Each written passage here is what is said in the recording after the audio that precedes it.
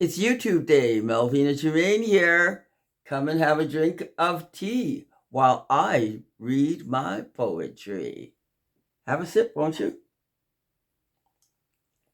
Lovely, as usual. The first thing I'd like to do is send out my condolences to Tanya Stevenson and her family on the loss of her dad, Robert.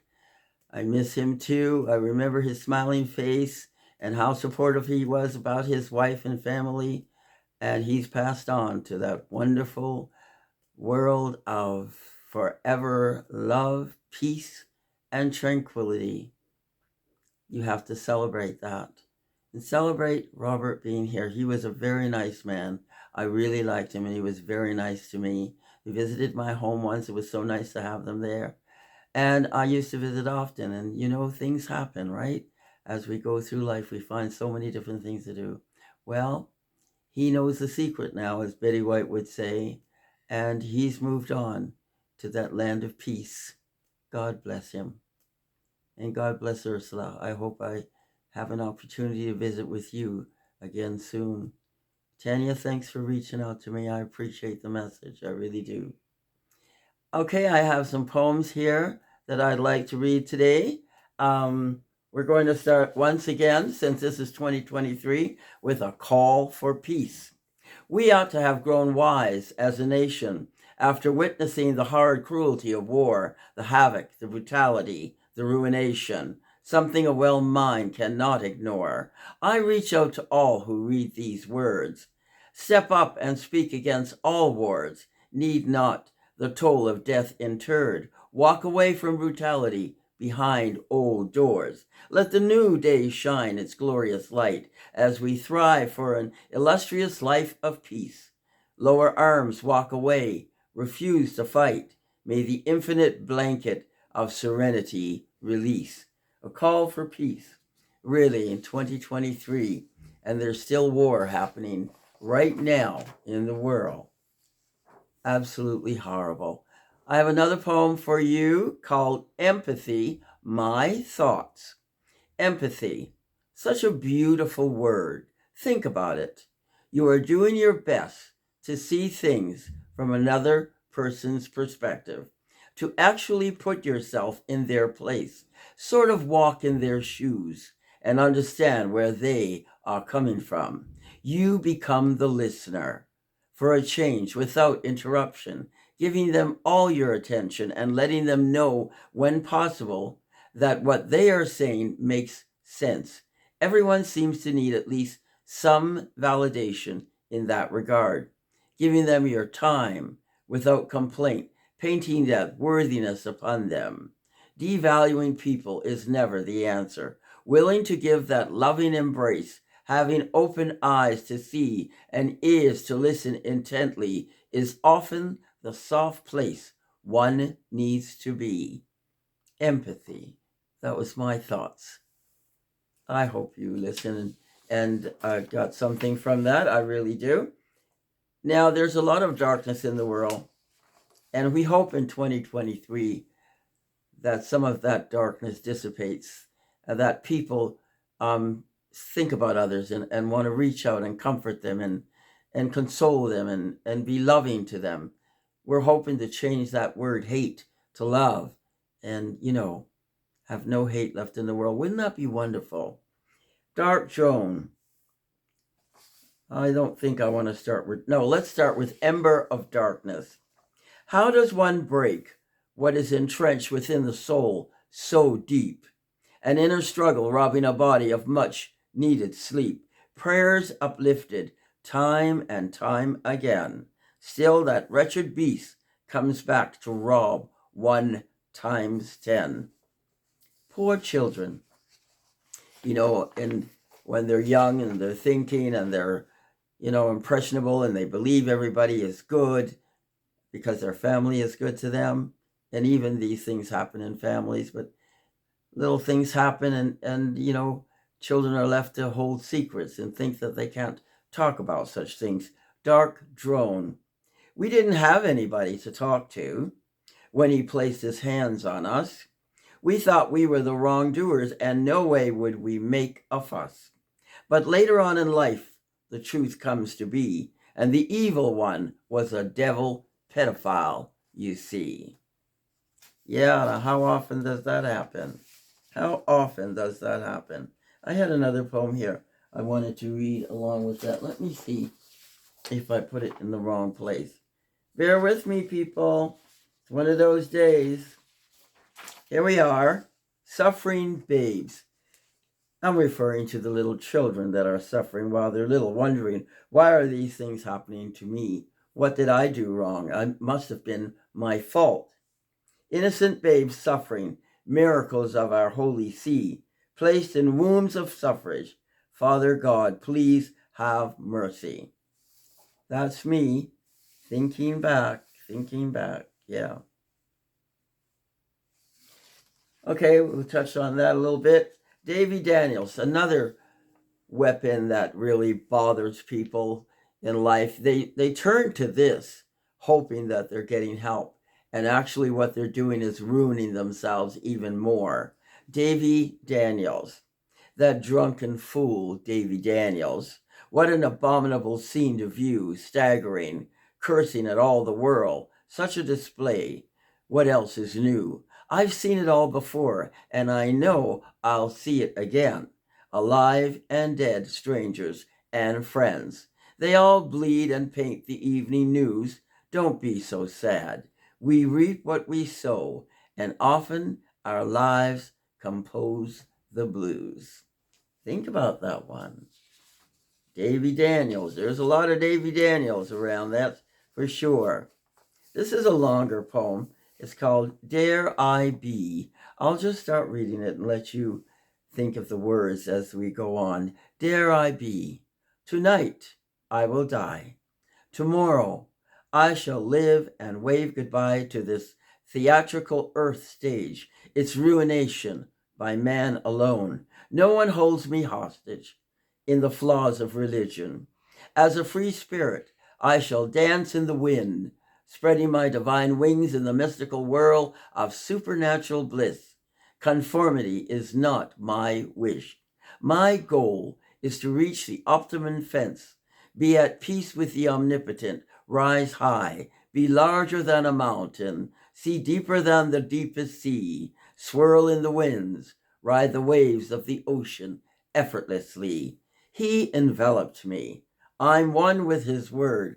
I'm of his essence. He, the creator, is now me, the creation. I'm the mystic who blows waves into the ocean, the wild bird whose feathers fall yet cannot be seen. I'm a supernatural being, soon to be crowned queen. Transcendentally blessed by the divine, hovering the world in absolution, invisible to the human eye, exalted in eternal life. I stand immortal, without physical concern, dipped in consciousness, far beyond compare. I have moved beyond man's highest praise of the human tongue, or the pen in which he scribes his woes. Now I speak to him through mind and witness his utmost comprehension through his ink. I'm that ever-flowing faucet that never fills to its brim. I'm as heavy as a mountain, yet can balance on the tip of a twig.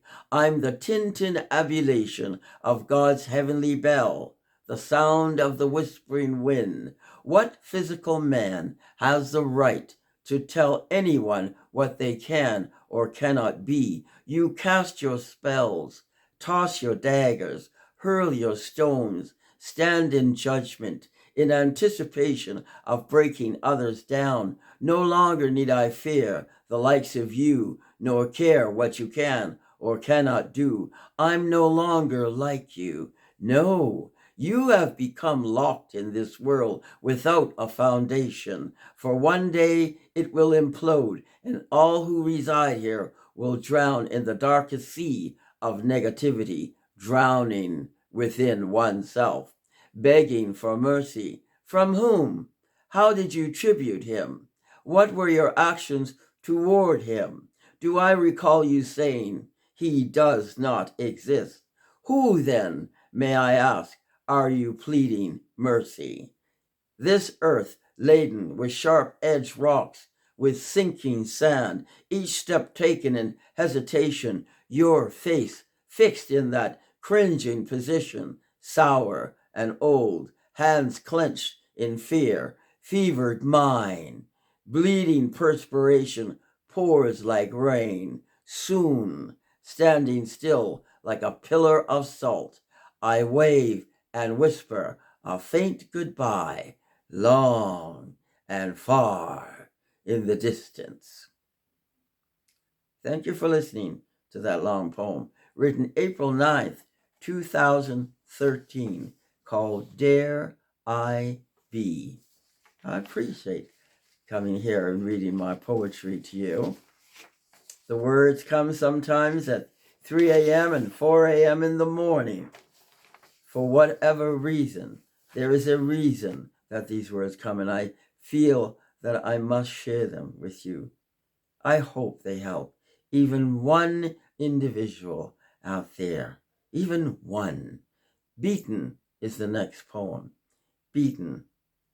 Sometimes one must be very, very careful of the people that they're involved with, especially when we're talking about that amazing word love. Sometimes it just gets turned around and people use their power over others. Listen to this poem called Beaten.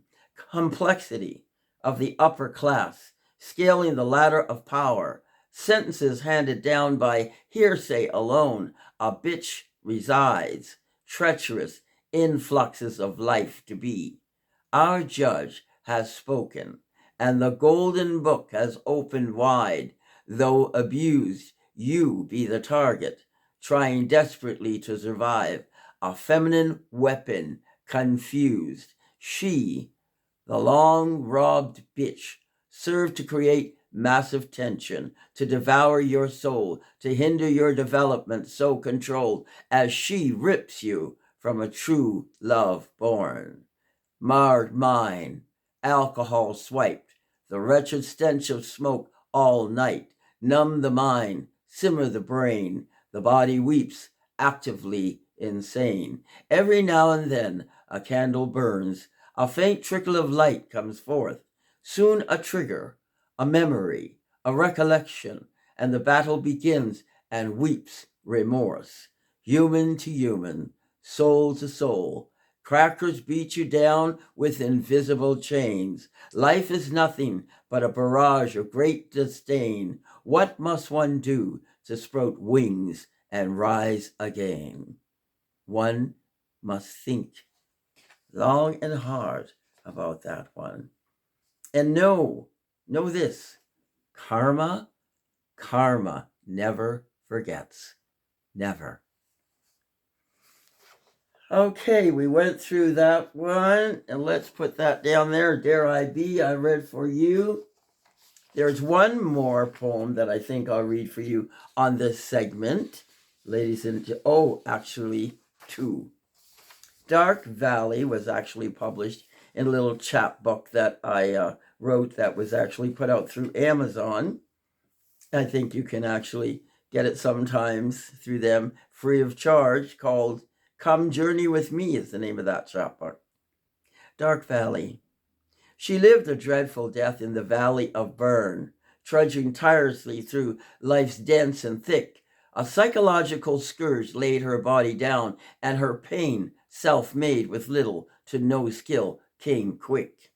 She appeared to be a very strong woman to all, but the truth in the valley bled heavy the fall. Now she's a dead woman walking, a living cadaver, no spirit, no soul. Real death may never have her.